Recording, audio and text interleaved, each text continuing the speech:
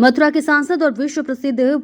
Film कलाकार हेमा मालिनी ने आज अपने संसदीय क्षेत्र मथुरा में नवरात्रि के दौरान चौथे नवरात्रि के मौके पर देवी मां दुर्गा बनकर महिषासुर वध का नाट्य प्रस्तुत किया, जहां पर मुख्य अतिथि के रूप में लोकसभा स्पीकर ओम बिरला भी मौजूद रहे। वहीं नाट्य प्रस्तुत करने के लिए हेमा मालिनी ने अपने द्वारा ही बनवाए गए 5 जन्य प्रेक्षागृह चुना, जहां मुंबई से आए कलाकारों की टीम के साथ हेमा मालिनी ने जहां पहले शिव विवाह सती कथा और फिर राक्षस महिषासुर वध लिखा का नाटक मंचन किया। जब हेमा मालिनी दुर्गा के रूप में मंच पर आई तो मानो जैसे साक्षात माता दुर्गा लोगों के सामने आई है, जिसे देख बड़ी संख्या में मौजूद लोगों ने तालियां बजाकर उनका उत्साह बढ़ाया। वहीं यहां मौजूद लोगों ने हेमा मालिनी के द्वारा किए गए नाटक की प्रशंसा की तो मंच से लोगों को संबोधित करते हुए लोकसभा स्पीकर ओम बिरला के भी हेमा मालिनी के द्वारा नवरात्रि के दौरान किए गए नाटक की खूब तारीफ की और कहा कि जब ये संसद के बोलना चाहती हैं तो इन्हें पूरा समय देता हूं, और जबकि ये यहाँ की सांसद होने के साथ साथ विश्व की जानी मानी कलाकार भी हैं, मगर ये ब्रज मथुरा वृंदावन की ओर यहाँ के लोगों के लिए योजनाओं तथा समस्याओं को लेकर ही बोलती हैं, जिसमें चाहे बंदर तक की समस्या को लेकर संसद में रखा है और ये हमेशा यहाँ के लोगों के लिए योजनाओं पर ही बात करती हैं। वहीं मुझे आज यहाँ आकर बड़ी खुशी हुई है कि हेमा मालिनी अपनी कला के माध्यम से दुनिया भर में संस्कृति को पहुँचा रही है। वहीं मीडिया से बातचीत करते हुए बोले कि ये धरती सांस्कृतिक और धार्मिक धरती है, यहाँ जब भी लोग आते हैं उन्हें सच के मार्ग पर चलने की प्रेरणा मिलती है। ये धरती श्री कृष्ण की धरती है। भारतीय फिल्मों को देखते हैं और भारतीय फिल्मों में जिन्होंने अपने कैरियर में नहीं, आज तक जितने फिल्म कैरियर के अंदर श्रीमती हेमा मालिनी जी ने भारत का नाम दुनिया के अंदर कला संस्कृति में पहुंचाने का काम, उन्होंने अपना कैरियर कला से शुरू किया, भरतनाट्यम से शुरू किया, फिल्म कैरियर के माध्यम से उन्होंने सर्वश्रेष्ठ अभिनेत्री के रूप में देश और दुनिया में भारत का नाम रोशन किया। अब वह लगातार 3 बार से सांसद के रूप में जनसेवा का काम कर रही है और आज भी उन्होंने नवरात्र के उत्सव पर अपनी प्रस्तुति के अंदर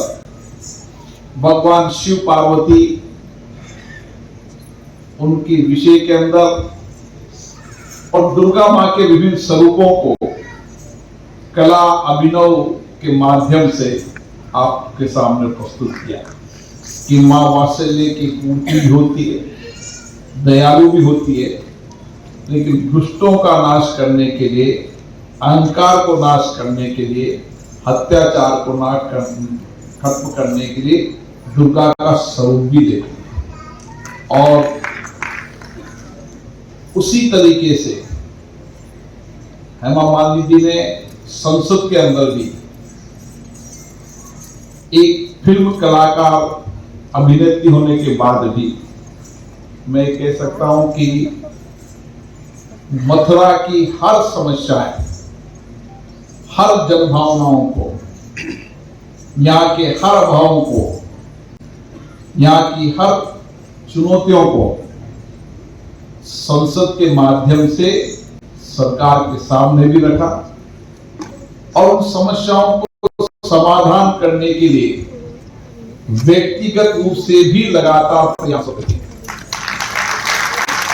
मैं जब भी संसद में देखता हूं कि वह हमेशा मथुरा आध्यात्मिक कला, यहाँ की विरासत, यहाँ की संस्कृति जीवंत रहे, यहाँ के पर्यावरण के मामले में वह हमेशा चिंतित रहती है। उन्होंने हर छोटी समस्याओं को संसद में उठाया, समाज के अभाव गरीब व्यक्तियों को उठाया, कर्मचारियों की समस्याओं को उठाया। उन्होंने वृंदावन के बंदर जो चश्मा ले जाते हैं उसकी समस्या को उठाया। कोई ऐसी समस्या नहीं हमने संसद में उठाया तो कुछ लोग ने कहा कि ये कोई समस्या है क्या, लेकिन उन्होंने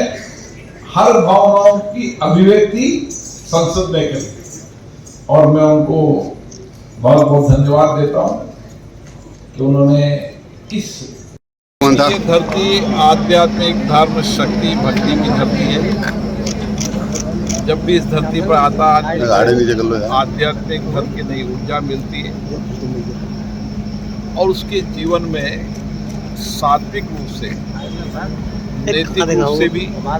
और सत्य के मार्ग पर चलने की प्रेरणा मिलती है। ये भगवान श्री कृष्ण की धरती है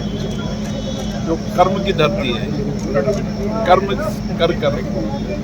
हम समाज जीवन में क्या परिवर्तन कर सकते हैं और बिना फल की इच्छा करें जी। जीवन में कर्म हमारा नैतिक कर्तव्य होना चाहिए। इस धरती से निश्चित रूप से सबको प्रेरणा मिलती है। आध्यात्मिक धर्म और संस्कृति की धरती पर नववार्ता पर सबको बहुत बहुत शुभकामनाएं। सर, कृष्ण नगरी में दुर्गा स्वरूप के दर्शन हुए, आपने नाट्य प्रस्तुति देखी, किस तरीके की अभिव्यक्ति रही, क्या रहा? कृष्ण की धरती पर 5 जने ऑडिटोरियम में नीचे कर लो, एनडीडी फेंक दूंगा कालम मादर। यहाँ के सांसद हेमा मालिनी ने की और किस तरीके से आध्यात्मिक धर्म और संस्कृति को उन्होंने देश में भी और विश्व में भारत की कला और संस्कृति को पहुँचाने का काम किया, उसके लिए उनको बधाई देता हूँ।